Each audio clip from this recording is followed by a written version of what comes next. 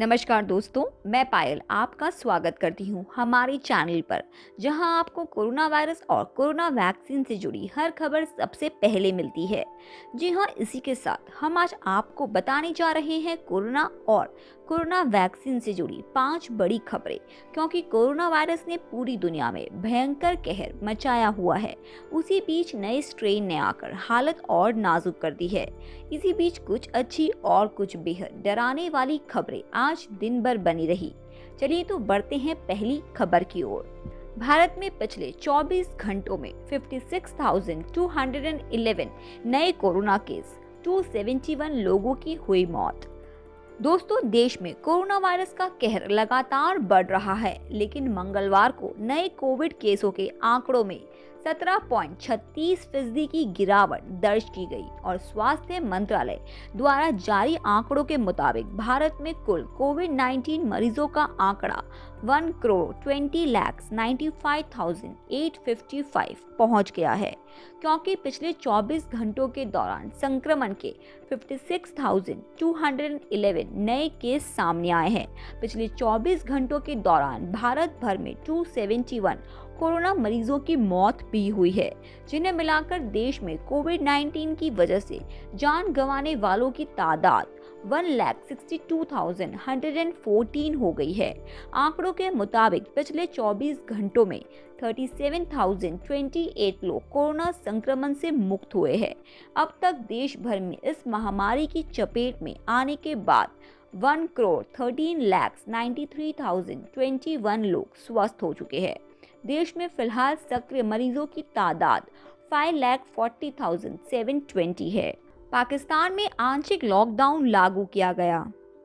इस्लामाबाद 29 मार्च पाकिस्तान के अधिकारियों ने कोरोना वायरस संक्रमण की दर तेजी से बढ़ने और इसके 11% के पार पहुंचने के बाद राजधानी इस्लामाबाद तथा देश के अन्य अति संवेदनशील इलाकों में सोमवार को आंशिक लॉकडाउन लागू कर दिया।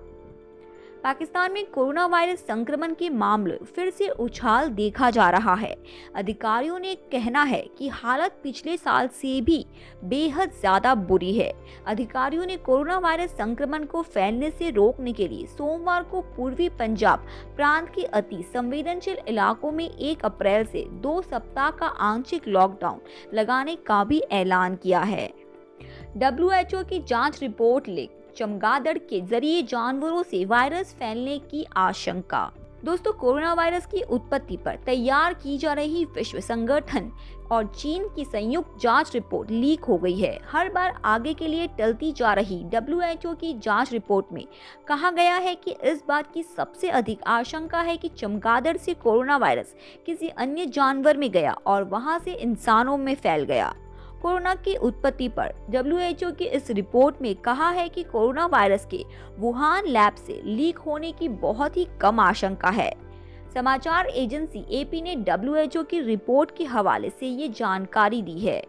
WHO इस रिपोर्ट में उम्मीद के मुताबिक कई जवाब नहीं दिए गए हैं। WHO की टीम ने प्रयोगशाला से वायरस के लीक होने के पहलू को छोड़कर अन्य सभी पहलुओं पर आगे जांच करने का प्रस्ताव रखा है। महाराष्ट्र में लगेगा लॉकडाउन, कोरोना को लेकर हुई बैठक में CM उद्धव ने दिए संकेत। दोस्तों, महाराष्ट्र में कोरोना के बढ़ते मामलों के बीच CM उद्धव ठाकरे ने रविवार को कोरोना की स्थिति पर बैठक की। इस बैठक में लॉकडाउन लगाने के संकेत दिए गए। CM ने अधिकारियों से लॉकडाउन का रोड मैप तैयार करने को कहा। महाराष्ट्र में कोरोना को लेकर बुलाई गई इस बैठक में केस बढ़ने पर ज्यादा मौतें होने की भी आशंका जताई गई। कोरोना के केस बढ़ने के कारण स्वास्थ्य सुविधाएं कम पड़ने लगी है। ऐसे में सरकार ने मीटिंग में फैसला लिया है कि सभी नियमों का कड़ाई से पालन हो। अगर फिर भी लोग नहीं मानते हैं तो लॉकडाउन के लिए रोड मैप तैयार करें।